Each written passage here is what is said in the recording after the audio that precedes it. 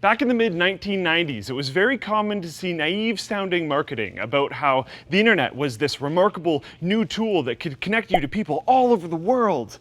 And while that was certainly true, giving every random person out there a keyboard, a platform visible to anyone on Earth, and some degree of anonymity was also the perfect storm for internet trolls to start antagonizing everyone. Of course, people, including non-trolls, anger each other online on a regular basis.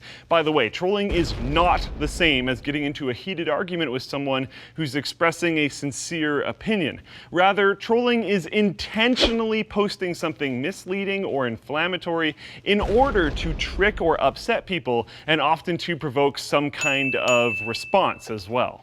But why did people even troll in the first place, especially as there's already enough strife on the internet? Perhaps unsurprisingly, there have been psychological studies done on the subject that have found a correlation between trolling behavior and so-called dark personality traits, such as narcissism and psychopathy, tying into the idea that a commonly suggested motive for trolling is that it makes the troll feel important and better than the victim, as they can elicit very strong emotional reactions from people with just a few keystrokes. Wait, what? Well, okay. Obviously, not every internet troll is a completely self-absorbed psychopath.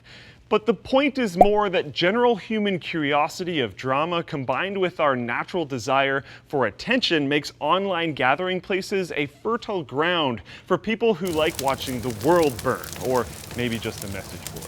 And speaking of forums, one common variation of trolling takes the form of concern trolling, where someone goes into a forum of something like a rival sports team or, say, political candidate and pretends to be a supporter, then tries to undermine the group in some way. This could be anything from pointing out dubious weaknesses in other people's positions in order to sow discord and doubt, or simply saying things to make the group look illegitimate or unhinged. Some political campaigns and corporations have even been caught using sponsored trolls to attack opposing brands, politicians, or ideologies.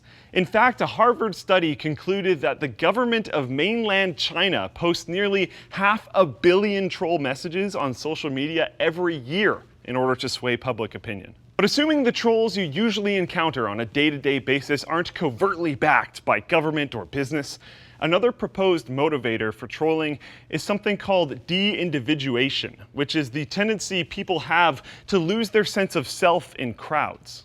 Just as people in a large group can sometimes end up rioting or engaging in other shenanigans due to the individuals involved thinking they don't bear as much responsibility since everyone else around them is also throwing rocks or whatever.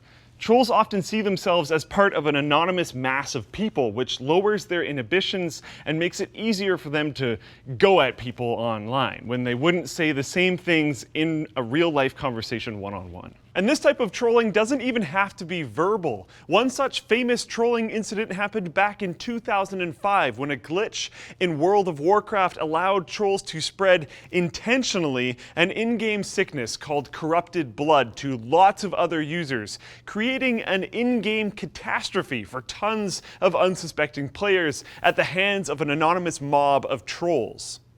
But as widespread as trolling is because of these psychological tendencies, much of it comes in the form of calling people who play a certain game or buy a certain thing fanboys, or saying stuff like, "My local sports team will surely defeat yours in the upcoming athletic competition."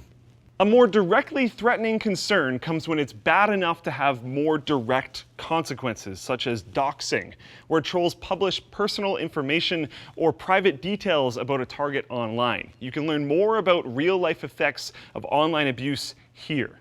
But if you're dealing with a particularly nasty troll and what they're doing isn't spilling into the realm of the real world, remember that trolls are nearly always looking to get a rise out of you, so follow the old adage and please do not feed the trolls. With as many people as there are who get sucked in by troll comments anyway, they love salt and they've already had plenty to eat.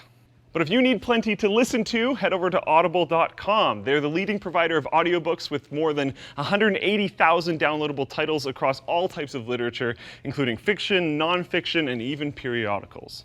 Audiobooks are great to listen to when you're driving around, walking around, working out, or maybe playing Pokemon Go or something and you're tired of the excessively repetitive Pokemon music and want something else for the 80-something hours you've already been playing the game.